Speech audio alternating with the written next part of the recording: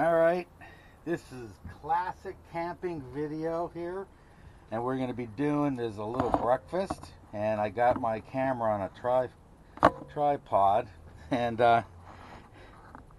it's a piece of crap, but we're going to try doing it. What I'm going to do in this video, and hopefully you can see there, okay, is, let me see what I got. Yeah, I think you can see. Alright, what you're going to be seeing me doing is making basically what I'll call camp coffee, which is a percolated coffee, okay, which is great. I love it the best. Works best on open flame. Alright, this is great because I have gas here. I'll be making toast, and I'll be making sunny side up eggs. Alright, we're going to do it in this order though. I'm going to start this first, then this, because it takes the longest. Eggs will be last. So let me get this fired up. I already prepared this with water and the right amount of coffee. I'll put that on high and get that rolling. Okay. Now, let me show you the setup I got here in the old camper. Okay, you'll see that I have that's like a full-size bed, and that's where I sleep. And what I did was I put the two mattresses together to make it super soft, because they're not the best, and they're okay for like a weekend. You know, it's not Taj Mahal. And what I have here is a ceiling fan. I'll call that a ceiling fan. I just have a fan hooked on the main bar there, and when I turn that sucker on, I'm going to show you. I mean, it produces a nice amount of wind right over top of you. And even on really hot, humid days, that works. And I'll leave that on low just to let the air circulate. Sometimes it gets hot in here. And then, yes, I have a jury rig, but I have a LED light, which brightens up this whole place. I have a little light here that I use at night. And there's the other bed. And this would be the area where the dinette is, and the table would go in between. And there's lots of storage here and stuff like that, but primarily I use this just for cooking. I don't have the sink hooked up or any of that stuff. It's this pop-up was like $700, so it's not the greatest. But you know, for fun, it's top notch because I can have fun, and this is what I consider fun. You know. And if you don't think it's fun, then obviously you don't know what you're talking about. So anyhow, so the coffee's rolling here, and I have my buddy Shih Tzus. You see, I got Hunter. I put you on the bed, and I got Zaki. They kind of follow me everywhere I go, and you know. The other two guys, Jude and Harley, are in the house, but they're more like mama's dogs. These two guys follow me everywhere. Lay down, guys. Maybe I'll make you some toast, okay? I made an extra slice of toast for you, okay? You lay down and you go sleepy for a while, okay? Okay, guys, I'll get back to you as soon as the coffee is just about getting there, so we could proceed. Alright, I started the toast, and what happens is the heat basically fuses up here, and it just, you can see it's toast in the bread. So I'm going to turn this over and see how they are. Now, see if you can see. Okay, that one is just crust. That's for the boys. So it is what it is. Now I'll start the eggs.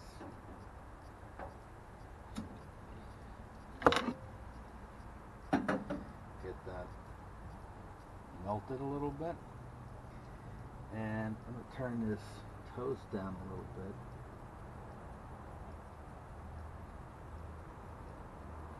A little tough to regulate these guys, but I do a lot of pretty good cooking on this 3-little burner. I really enjoy, that's part of camping that I like, is being able, and I don't cook everything, but you can. You know, you could make, one time the wife and I went and we made grilled cheeses on here and all kinds of, you can do all kinds of stuff. And it's great because that day it was a bad weekend camping, and it rained. It was miserable, but we made the best of it because we were able to come and still have some enjoyment with food and stuff like that. And that's all you got sometimes. Let me spread that around.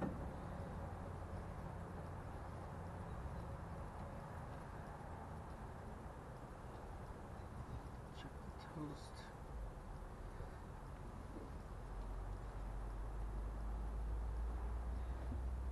Right. Let's get the old eggs on.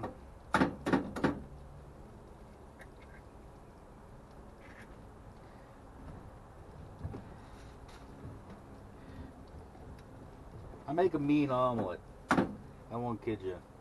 And I could have made an omelet, no problem. But I like the sunny side up egg too.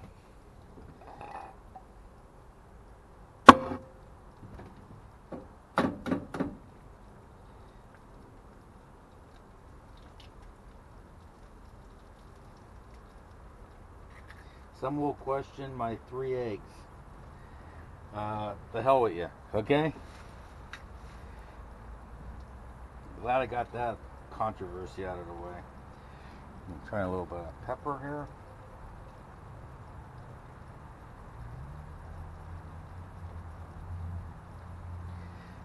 And I like to put some salt on my eggs.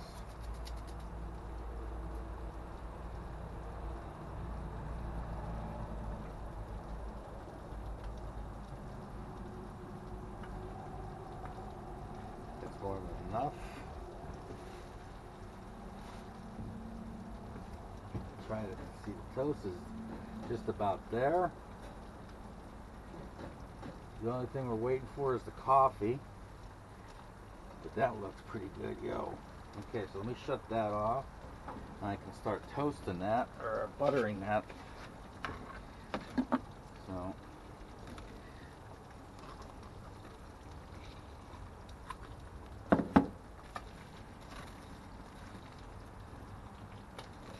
Normally when we come out here, we bring like a cooler that basically is a refrigerator. It works off of regular household current or your car battery. But the camper has, we hook up to electricity, and I have electricity here in my backyard. I ran a wire, just an extension, and it works pretty good.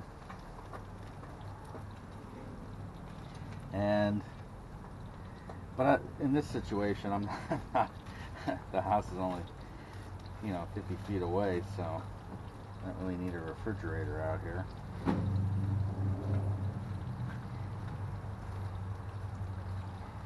That's for the boys. But this is Memorial Day weekend. This is the start of it. So basically, I'm planning on being out here quite a bit, and so I'll probably be making more breakfasts and stuff like that. I really enjoy that part of it. Alright, this guy is done too. Now we're just waiting for that. Okay, so let's see if you guys can see how good that looks. There you go, man.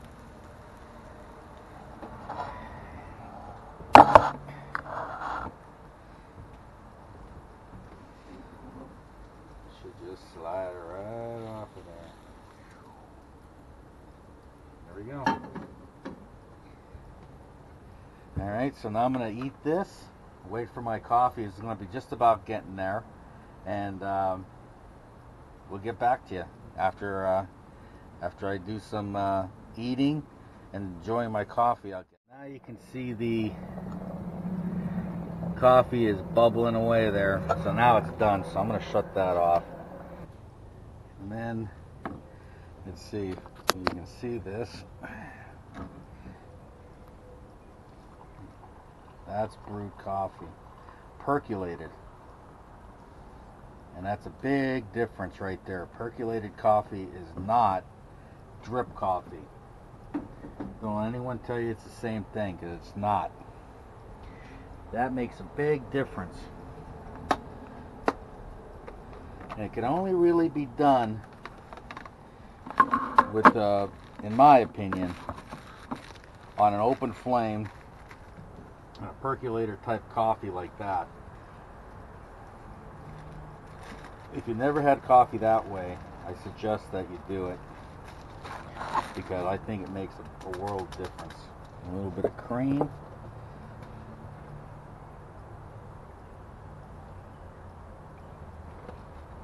And then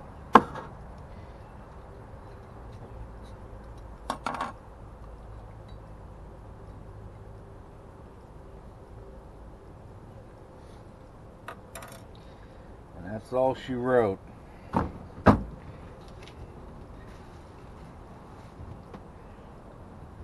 And now to drink the coffee. Well, at the campgrounds, just stepped outside it, and I'm enjoying my still cup of coffee. Just wanted to show you, we got some, at the campground here, we got some bird feeders.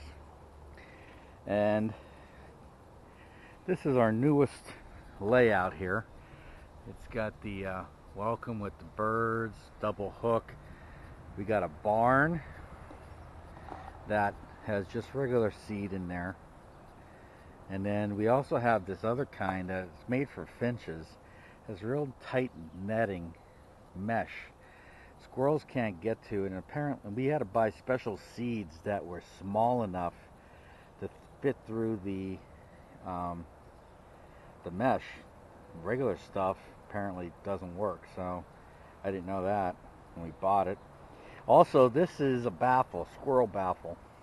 So the squirrels, if you set it up about 4 to 5 feet off the ground, squirrel can't jump over it. That's important. And then the next thing is the squirrel will go up the pole and basically goes inside the cone there and is just completely confused, doesn't know what to do, and comes back down. So this actually works. And you're supposed to set it up so that you're not too close, so that he can jump on top of this stuff. You know, like if you put it like next to the fence, you probably just jump from the fence right on top of the bird feeder. So you gotta remember your location.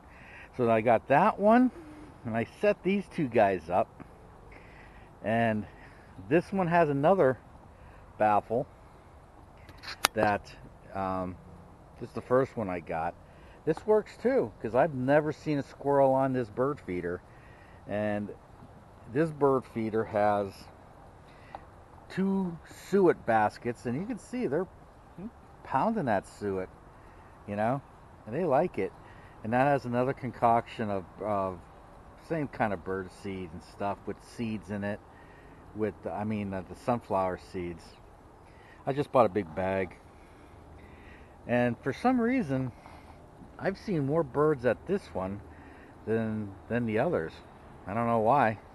And this is another bird feeder, and this is another squirrel baffle. This one I had hanging above this on a line, and I'll show you later where that was, and it just did not work. He would just hang on from the top down. I don't know, he managed to do it, and it really drove me crazy. So I kind of had to jerry rig it to get this thing here around here and on here, because where it's located is I had to use like a dental compound to keep this in position. The shaft holder, or whatever you call this thing here, that wouldn't fit around the top of this knuckle. So I had to slice it in half, put compound in there, stuck it together. Compound got hard and basically fused to the shaft. The squirrel has tried numerous times to get up this. I would have liked to have been a little bit higher off the ground, you know, but he hasn't jumped. But he has climbed up, and he has basically tried like hell to get around this. He just can't figure it out yet, okay? I don't know if he will, okay? But we'll see how that goes. And you can actually see here, the squirrel has chewed, trying to get some of the seed when it was barely in there, because basically I didn't fill it up. There's some in the bottom, and he was trying to chew through the wood and everything to get to it.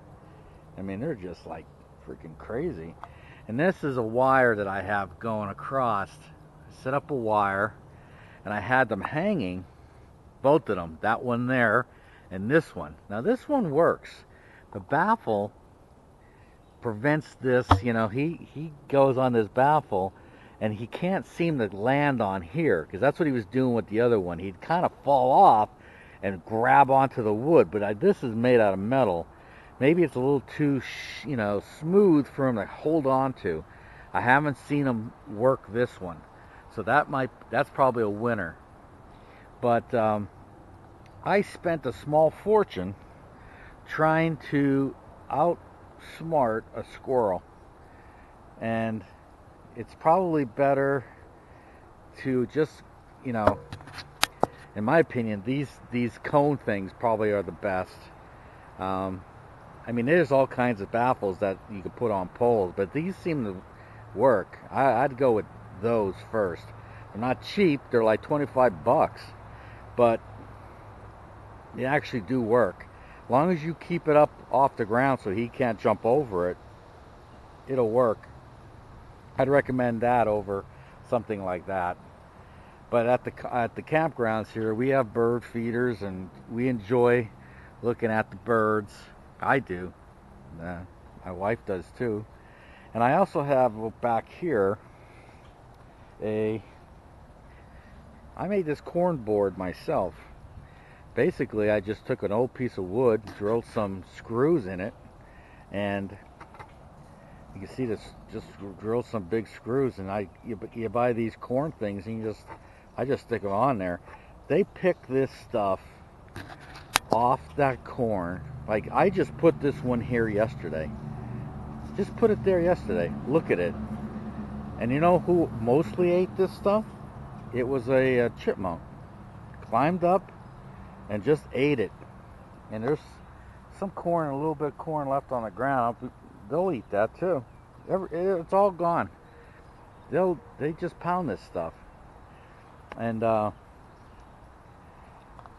did that mostly for the squirrels, but blue jays love this corn. Love it. They just come over and pluck them out one at a time. And that surprised me. I didn't think that would happen. Figured squirrels, yes, but not blue jays. So at the campground, we have all kinds of stuff to do and watch. And just figured I'd show you this setup. I believe I finally got it figured out so the squirrel can't eat. I had 5 squirrels in the yard. They were pounding bird seed like, I swear to God, I probably made their breeding even better because they just plumped up. But I think I finally stopped it.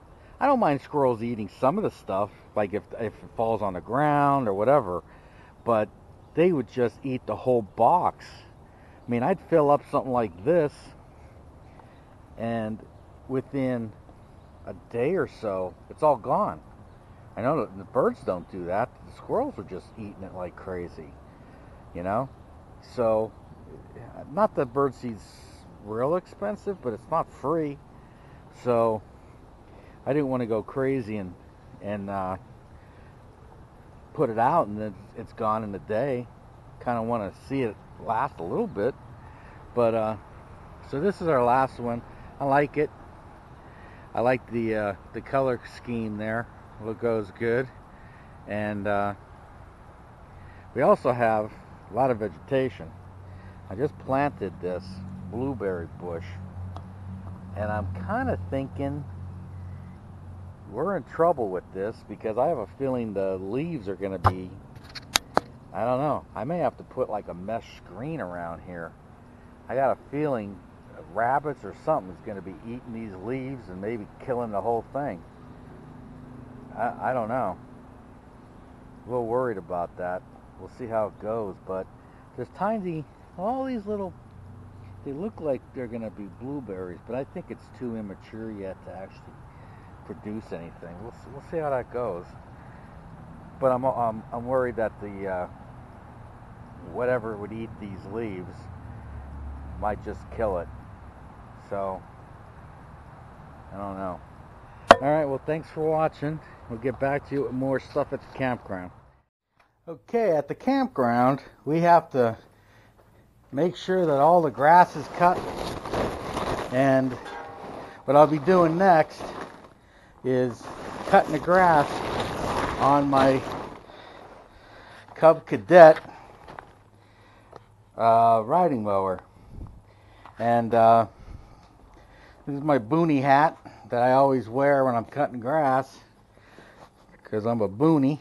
And then I have this battery always on a trickle charger, because that'll give the battery life a much more better chance there to survive. And I have battery chargers just about everything. Okay, so once I start firing this sucker up, you probably won't be able to hear, so maybe I'll play some music over it. Let's see if I get a good view here. Okay, all right, let's rock and roll.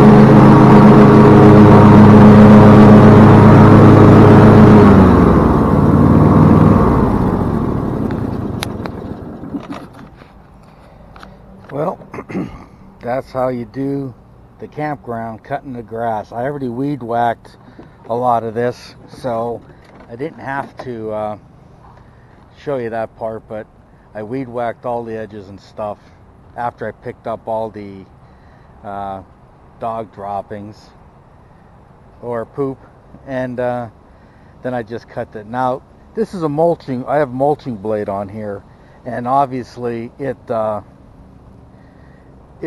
not like as good as a side discharge as far as discharging, but it does a pretty good job.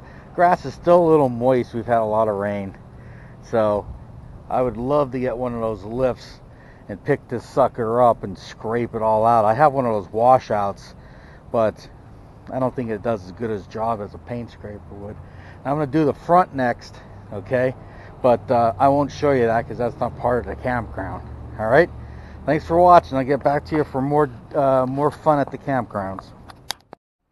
All right, what we're going to do now is get the fire started. And when we got some hot coals, we'll be cooking our peppers and kielbasa. I'll get back. All right, so now I have the kielbasa sliced up in the pan, and I got it over pretty hot coals. It seems like it's just right to start cooking, so we'll see. Hopefully it is. I know the peppers I don't want to be burnt, so hopefully this will do the job. And we'll get back to you then once I get them cooked. Well, here we go, folks. Browning off the coal. I had to actually put it right in the coals. Those pans are a lot tougher than you think. You know, when you cook on an open fire, you think the heat gets right to it. But this took some doing.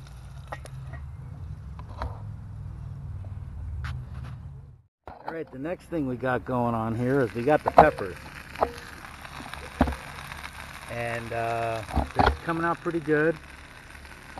When they're all heated up, we'll combine the two.